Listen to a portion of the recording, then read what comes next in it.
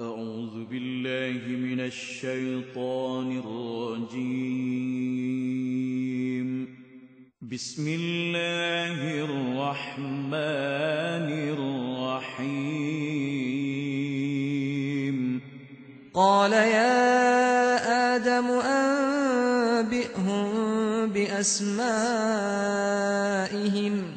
فلما أنبأهم بأسمائهم قال ألم أقل لكم إني أعلم غيب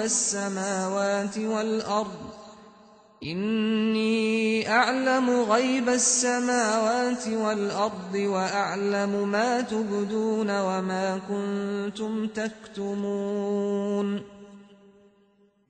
صدق الله العظيم. قال يا آدم أنبئهم بأسمائهم. Allah berfirman, wahai Adam, terangkanlah nama benda-benda itu semua kepada mereka. Falamma amba'ahum bi asma'ihim, maka setelah Nabi Adam menerangkan nama-nama benda itu kepada mereka, qala alam aqul lakum inni a'lamu ghaibas samawati wal ard. Allah berfirman, bukankah aku telah katakan kepada kamu bahwasanya aku mengetahui segala rahsia langit dan rahsia bumi. Wa a'lamu ma tubduna wa ma kuntum taktumun, dan aku mengetahui apa yang kamu nyatakan dan apa yang kamu sembunyikan. Ayat ini Allah Subhanahu wa taala bawa Adam dan malaikat ke suatu majlis persaksian tentang kelebihan Adam alaihissalatu wassalam.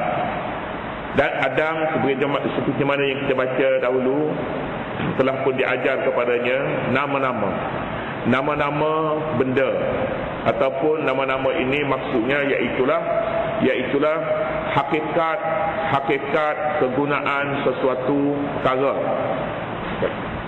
Diajar kepada Adam, dan Adam mempunyai persediaan yang cukup untuk mengetahui hakikat bagi benda-benda itu, nama-nama bagi benda. Kemudian Adam sampailah tibanya untuk dipersaksikan bahawa Adam memang satu makhluk yang layak untuk hidup di bumi ini. Dalam majlis ini dipersaksikan oleh malaikat dan dipersaksikan juga mungkin oleh makhluk iblis dan makhluk-makhluk yang mempunyai taklif, mempunyai beban untuk taat kepada Allah, dipersaksikan semuanya. Perujian ini kita tidak tahu apa sebabnya dibuat di hadapan makhluk-makhluk yang begini, yang begitu ramai. Ada kemungkinannya supaya malaikat dan makhluk-makhluk lain juga yakin bahawa memang tepat Adam untuk diletakkan di sini. Sama ada makhluk lain itu puas hati ataupun tidak puas hati, itu soal lain, soal yang kedua. Tetapi inilah hakikatnya manusia yang akan ditempatkan di sini. Di sini Allah Subhanahu wa taala membuat seruan dengan firman-Nya, ya Adam, wahai Adam. Adam, jika kita masukkan Adam ini bahasa Arab, maka Adam membawa makna laut. Maka nasi dengan laut. Adam laut, idam laut. Bukan laut paut. Laut. Adam laut. Mengapa? Laut itu seperti mana yang kita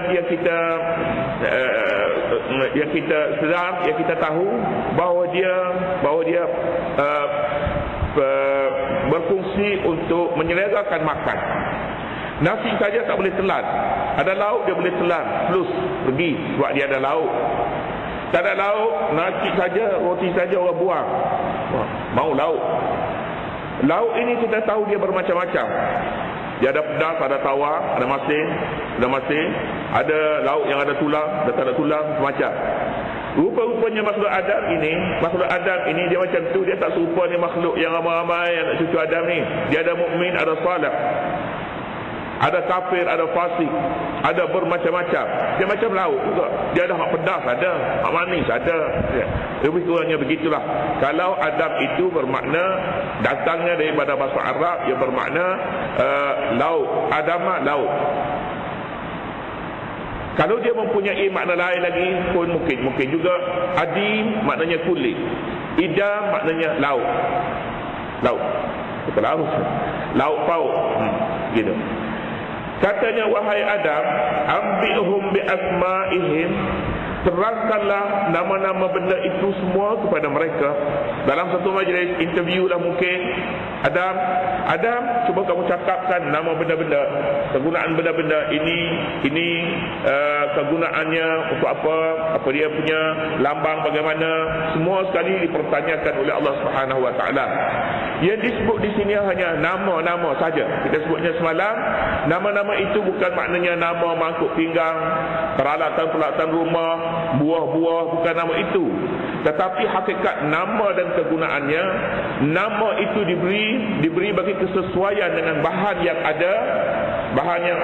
Nama dia mengapa nama dia kursi misalnya, kepada kursi. Nama dia buah apple, kepada buah apple mengapa nama itu, dan apakah pula saja hakikat-hakikat yang ada pada benda-benda itu. Itu yang ditanya kepada Adam. Asma'ihim, nama-nama mereka, seperti yang kita sebutkan sebelum ini, nama mereka, yakni orang. Okey, begitu. Sebab kalau nama itu bukan nama orang, tidak akan disebut asma'ihim, disebutnya asma'iha. Asma'iha ni merujuk kepada benda-benda yang tidak ada akal. Asma'ihim, nama-nama benda yang berakal. Ini juga menyulitkan ahli tafsir untuk merujuk ke mana asma'ihim ini. Untuk merujuk ke mana? Sebab dengan jamak yang asma'ihim, dengan dhamir ganti nama kepada orang yang berakal begini, tidak boleh diletakkan kepada nama-nama benda. Sebahagian yang menyatakan ada juga Arab ni, bahasa Arab dia guna nama ganti nama begini kepada nama-nama yang tidak berakal. Pernah disebutkan begitu juga dalam bahasa Arab, tapi tidak kerap disebut begitu. Selalunya Al-Quran dia tidak guna benda yang tidak kerap, yang tidak fasih, bahasanya fasih.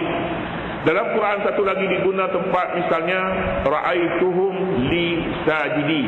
Aku lihat mereka semuanya sujud kepada aku. Nabi Yusuf kata dalam mimpinya, aku lihat mereka ra'aituhum. Hum ni merujuk kepada bintang. Bintang sajidin, bintang. Jadi kalau di sana bintang tu digunakan hum, dhamir jamak muzakkar umpamanya, di sini pun barangkali lebih kurang begitulah. Tapi tidak pentinglah bagi kita nama-nama siapa, kerana ini tidak menentukan sama ada seorang itu kuat iman ataupun tidak kuat iman. Dia kuat iman sebab dia tahu dhamir itu kembali ke mana. Umpamanya tak kata orang tak sebut macam tu, iman dia sama saja, dia tahu tak tahu perkara ini. Cuma untuk memahami Al-Quran ini, ahli tafsir memandang penting sebenarnya. Falamma amba'ahum bi asma'ihim, setelah Adam menerangkan nama-nama benda itu kepada mereka. Nama-nama benda ini sama ada dibawa barang tu semua sekali, barang letak di depan Adam beritahu nama benda-benda semua sekali. Ada kemungkinan begitu sebab Quran tidak detailkan sama ada dia bawa benda ataupun tidak dia bawa benda, ataupun nama-nama itu keluar dalam senarai ingatan Adam alaihissalatu wassalam setelah dia diajar. Mungkin juga begitu. Tetapi semuanya ini ada tujuan khas Allah Subhanahu wa taala memanggil Adam, iaitu untuk meyakinkan malaikat bahawa makhluk ini berilmu. Qala alam aqul lakum inni a'lamu ghaibas samawati wal ardi.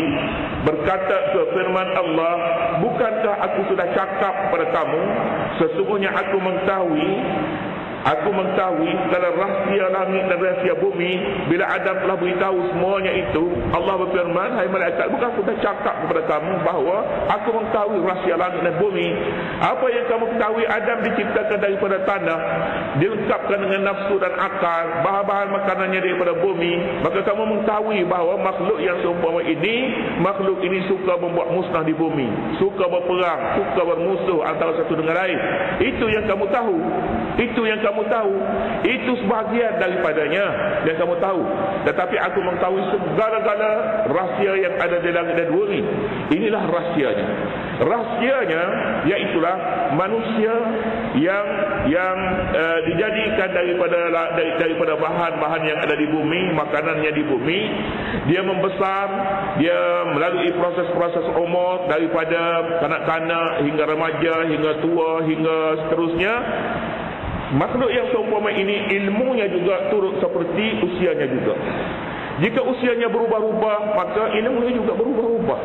Daripada kecilnya dia tidak mengerti sesuatu, kemudian meningkat ilmunya, banyak kajiannya, maka dia banyak ilmunya. Banyak ilmunya. Ini yang kamu tidak tahu. Malaikat lain keadaannya. Malaikat sejak dia diciptakan begitulah hingga akhirnya. Tidak ada tua melalui peringkat-peringkat umurnya. Tidak ada tua, tidak ada muda, kanak-kanak, tak ada pada malaikat. Ilmu yang ada padanya pun tidak berubah-ubah. Setakat itu saja. Walaupun luas ilmunya, tapi luas yang tidak bergerak. Luas, sempit ilmu manusia, sempit tetapi bergerak. Boleh diluaskan kerana ilmu ini tidak mati. Ilmu yang ada pada manusia, sebagaimana usianya, umur manusia, tubuh badan manusia bergerak. Inilah yang Allah Subhanahu wa taala sabar malaikat, sentuh perasaan malaikat. Aku tahu, bukankah aku sudah katakan kepada kamu? Perkataan alam aqul lakum ini, perkataan ini membawa arti sedikit marah umpamanya. Alam aqul lakum, bukankah aku telah cakap kepada kamu, sesungguhnya aku mengetahui rahsia-rahsia langit dan bumi. Bukankah aku dah cakap? Memang ya Allah, kamu telah cakap.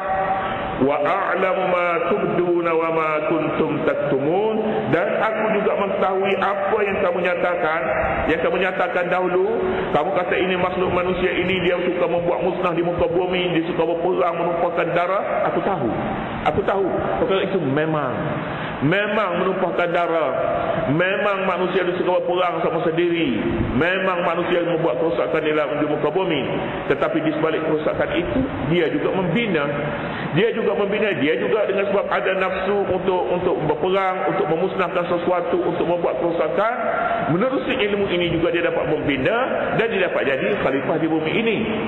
Mungkin benar jika khalifah di muka bumi ini diletak makhluk malaikat melakukan perkara yang baik-baik semuanya. Mungkin tidak ada perkara yang disentuh oleh malaikat yang berupa pemusnahan. Mungkin tidak ada peperangan, tidak ada penumpahan darah. Tetapi apakah Allah Subhanahu wa taala mahu bentuk seumpama itu berulang lagi di bumi ini? Selain daripada dia berada di bumi, dia berada di langit, makhluk seumpama itu di bumi, Allah Subhanahu wa taala tak mahu makhluk macam tu. Betul baik. Betul hamba itu salih, sentiasa taat kepada Allah.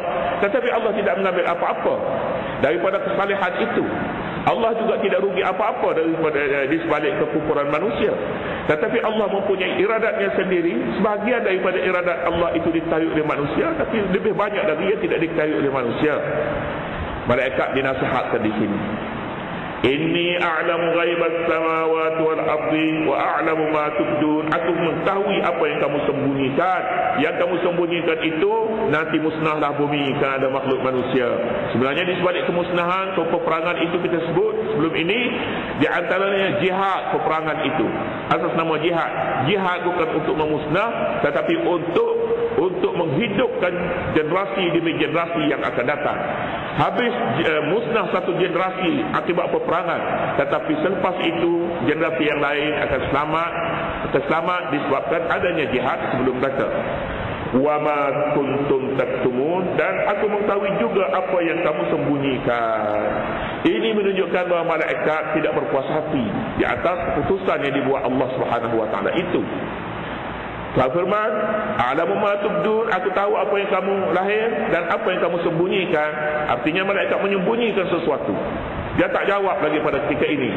Mungkinkah dia berpuas hati dengan makhluk manusia yang datang daripada keturunan Adam ini? Mungkin dia puas hati. Tetapi sesuatu yang disembunyikan oleh Adam, oleh malaikat yang diketahui oleh Allah itu apa dia? Mungkin cara bawa Adam di sini, kemudian bawa malaikat. Adam sudah diajar segala-galanya, kemudian dia bawa sini, tanya apa yang telah diajar. Ini juru interview, tak adil. Dia dah beritahu dah apa yang dia nak tanya. Dia nak tanya, dia tahu, dia dah beritahu semua sekali. Kemudian bila dibawa dalam satu majlis, dia tanya satu demi satu. Malaikat kata tak adil macam itu. Nanti dah tanya habis, dah ajar semua sekali, kemudian boleh tanya di sini, kita sesuai, boleh jadi begitu. Tapi apa pun, kita perlu yakin bahawa malaikat tidak mempunyai apa yang dipunyai oleh Adam, dan Adam tidak mempunyai apa yang dipunyai oleh malaikat. Malaikat tidak mempunyai makhluk penciptaan seperti Adam. Oleh kerana itu bidangnya bidang lain. Adam juga mempunyai bidang lain dengan segala kelemahan yang ada padanya. Kelemahan yang ada pada Adam itu tidak ada pada malaikat, sebab mereka diciptakan dalam bentuk yang lain, tak boleh diukur sama sekali. Itu kapal terbang, ini motorkar umpamanya, tidak boleh diukur sama sekali. Meskipun Adam menyembunyi sesuatu, tahulah bahawa Adam itu lemah dan mereka semua adalah makhluk Allah Subhanahu wa taala. Semuanya Allah Subhanahu wa taala mempunyai iradatnya sendiri, dan keputusannya ialah khalifah di bumi mestinya Adam dan keturunannya, seperti mana yang kita saksikan pada hari ini. Begitulah majlis ini berlangsung, dan kemudian pula akan berlangsung satu majlis lagi, iaitu majlis sujud kepada Adam dalam ayat yang berikutnya. Allah Subhanahu wa taala.